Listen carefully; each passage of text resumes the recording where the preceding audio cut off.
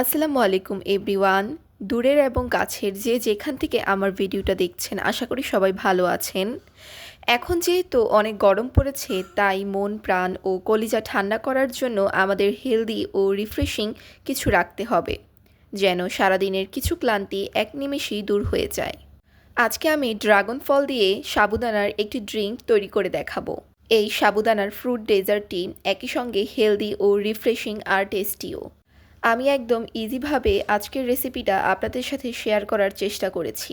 আশা করি আপনাদের অনেক কাজে আসবে। তো চলুন আর কথা না বাড়িয়ে আমাদের আজকের রেসিপিটা শুরু করা যাক। আজকে যেহেতু আমরা ড্রাগন ফ্রুটের ডেজার্ট মেক করব, সেই জন্য আমি এখানে একটি ড্রাগনের হাফ নিয়ে নিয়েছি এবং কিউব করে কিছু পিস কেটে নিয়েছি। এবার আমরা এই ছোট ছোট কিউব করা পিসগুলোকে একটি কাঁটা চামচের সাহায্যে ম্যাশ করে নিব। দেখুন, এখানে আমাদের ড্রাগন ফ্রুটটা ম্যাশ করা হয়ে গিয়েছে।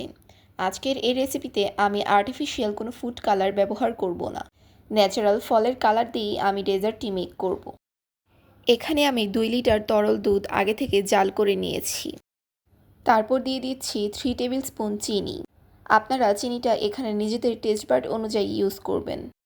টেস্টটা বাড়ানোর জন্য আমি এখানে দিয়ে দিচ্ছি 1 কাপ গুঁড়ো দুধ। এখন একটি হ্যান্ড উইক্সের সাহায্যে সব কিছু ভালোভাবে নেড়েচেড়ে মিশিয়ে নিব। দুধটা যখন ঘন হয়ে আসবে তখন এতে আমরা দিয়ে দিব সেই আগে থেকে রেডি করে রাখা ম্যাশ করে নেওয়া ড্রাগন ফ্রুটটা।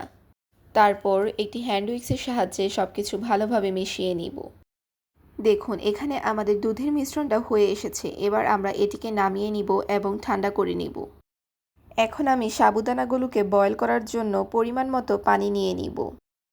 পানিটা যখন হালকা গরম হয়ে আসবে তখন এতে আমি দিয়ে দিব 1 কাপ সাবুদানা। সাবুদানাগুলো দেওয়ার পর ভালোভাবে নেড়েচেড়ে দিতে হবে, তা না হলে সাবুদানাগুলো জমাট বেঁধে যাবে। সাবুদানাগুলোকে আমি সিদ্ধ করে নিব 10 থেকে 15 মিনিটের মতো। এই সাবুদানাগুলো বয়েল হয়েছে কি না তা বোঝার উপায় হলো কালারটা যখন একদমই চেঞ্জ হয়ে স্বচ্ছ হয়ে আসবে তখনই বুঝতে হবে আমাদের সাবুদানাগুলো একদমই বয়েল হয়ে গিয়েছে। বয়েল হয়ে যাওয়ার পর এগুলোকে সঙ্গে সঙ্গে একটি চালনিতে ছেঁকে নিতে হবে। পানিটা ঝরে যাওয়ার পর এতে আমি ঠান্ডা পানি দিয়ে আবারও ধুয়ে নিব। সাবুদানার মধ্যে যাতে আঠালো ভাবটা চলে যায় সেই জন্য ঠান্ডা পানি দিয়ে ধুয়ে নিতে হবে। সাবুদানার ড্রিঙ্কের জন্য এখানে আমি কয়েক রকমের ফল কেটে নিয়েছি। এখানে আমি নিয়ে নিয়েছি আম, আঙুর, কলা, ড্রাগন এবং সবুজ আঙুর। আপনারা এখানে আপনাদের পছন্দ মতো ফল ব্যবহার করবেন। এখন আমি 2টি সার্ভিং ডিশে দুধের মিশ্রণটাকে ঢেলে নিব।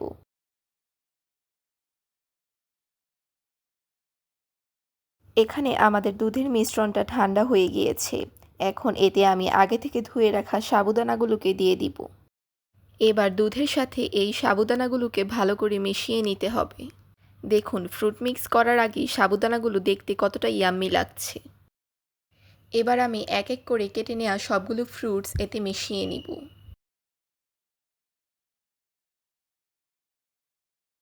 এবং একটি চামচের সাহায্যে সব কিছু মিশিয়ে নিব এবং সবশেষে উপর দিয়ে ডালিম দিয়ে দিব।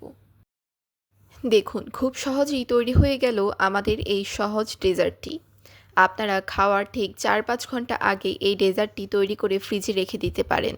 খাওয়ার ঠিক আগ মুহূর্তে আপনারা এই ডেজার্টটি ঠান্ডা ঠান্ডা পরিবেশন করতে পারেন।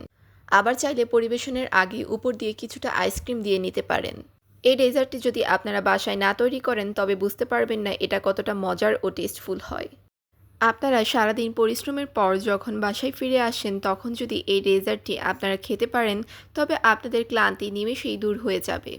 আশা করছি আজকের এই রেসিপিটি আপনাদের কাছে ভালো লেগেছে। যদি ভালো লেগে থাকে তাহলে অবশ্যই একটি লাইক, শেয়ার এবং একটি কমেন্ট করে দিবেন এবং চ্যানেলটি সাবস্ক্রাইব করে আমার পাশেই থাকবেন। তো আজকের মতো এখানেই শেষ করছি। সবাই ভালো থাকবেন। আল্লাহ হাফেজ। আসসালামু আলাইকুম।